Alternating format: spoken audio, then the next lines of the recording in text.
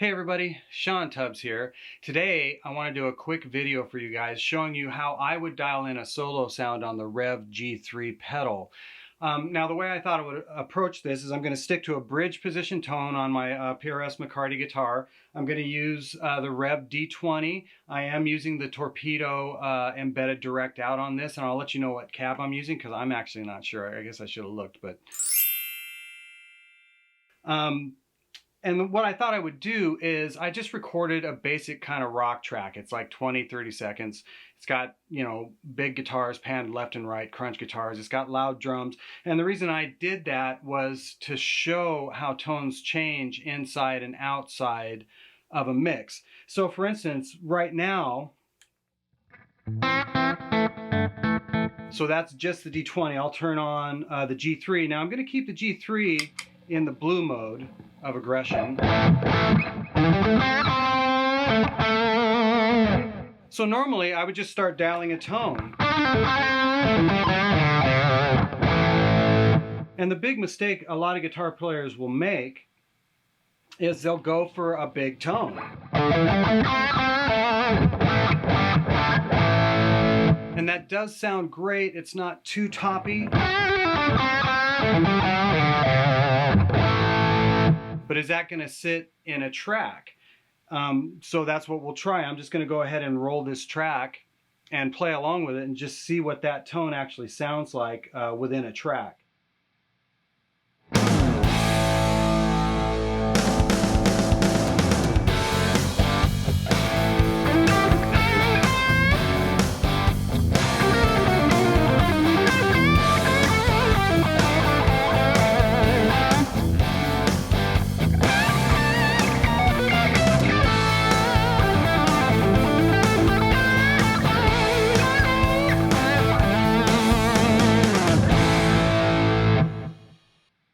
Sounds pretty good.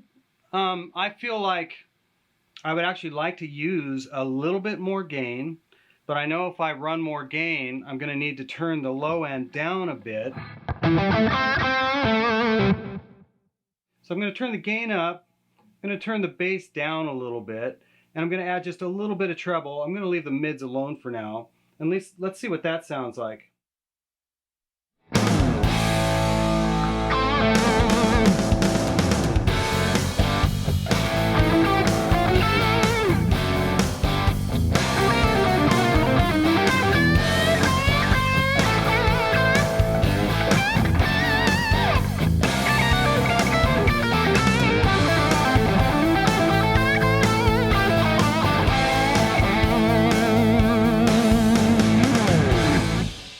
That sounds pretty good. I think I would like it to be a little bit more mid-centric, and I'm actually going to back the gain off now.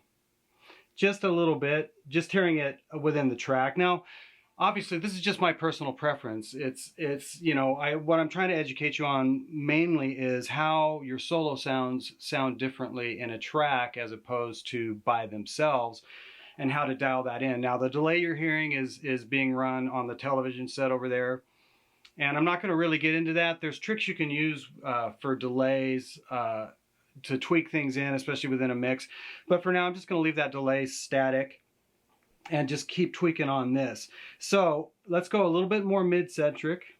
I went a little bit less gain. We can probably add a little bit of bass. I'm going to leave the treble. I think I'll leave that where it's at. Let's see how it sounds now.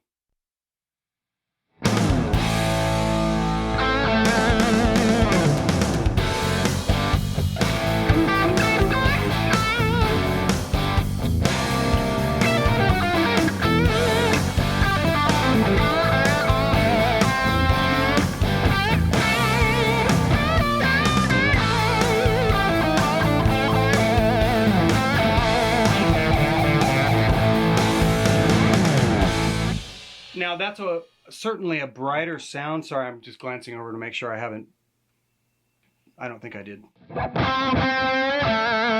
I clipped, but I didn't. That's definitely a brighter sound. So by itself, for me, I probably wouldn't have gravitated to that right away, because when I'm playing by myself, I tend to like things a little bit warmer. The thing I want to try now is let's go more gain, more mid, and a little bit more treble. And let's see how well that sits. That might be the tone, at least for me, because what I'm trying to do is get the tone to really pop in the track.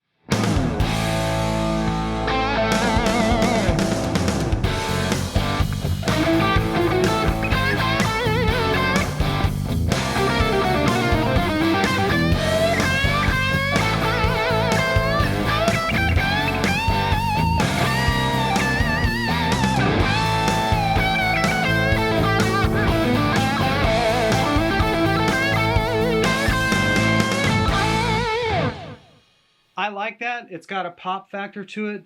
I'm going to back off the gain. And let's try it one more time.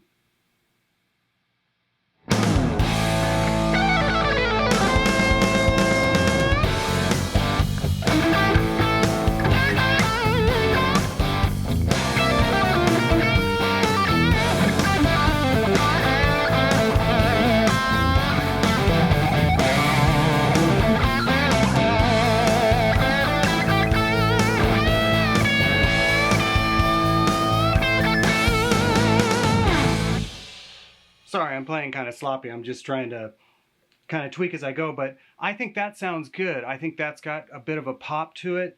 You know, there's obvious tweaks we could do. I mean, we could go really mid-centric and more gain,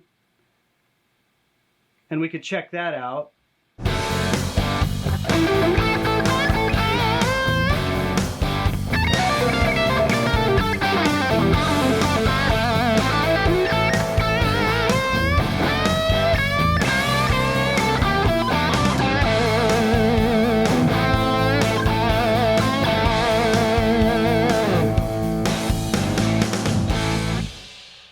That's more mid-centric. I don't know that this track really needs that much mid, especially for what I'm kind of gravitating towards as far as an actual take, and all of them have sucked, but the one that sucks the least to take. I think I'm okay with where the mids were. I'm just going to try it one more time with it kind of back where it was, maybe a little more treble.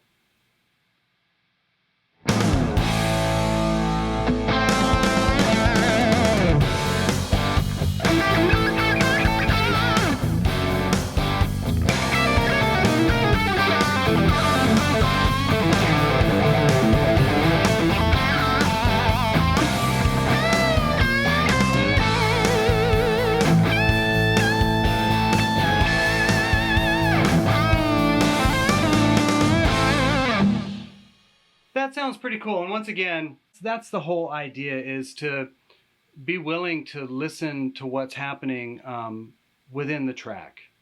Outside the track, you may not like the tone as much. Because outside the track, what I want to do is turn the treble down, because I like less treble, more bass, even more gain. That's funner to play. But that's not going to sit as well in the track as the other tone did.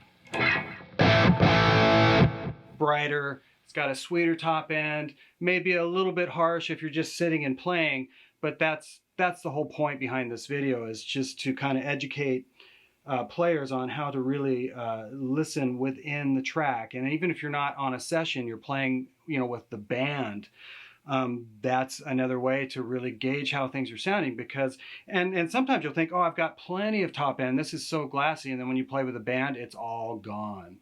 And it's usually because those frequencies get lost in the translation. So that's really the idea behind this. I know, you know, we could definitely dive deep into how to really dial things like this in, but I just wanted to give you guys, you know, basically, if I showed up on a session, they threw a track in front of me and said, dial in a sound and take a solo, this is how I would do it. So I really appreciate you guys tuning in, and we will see you next time.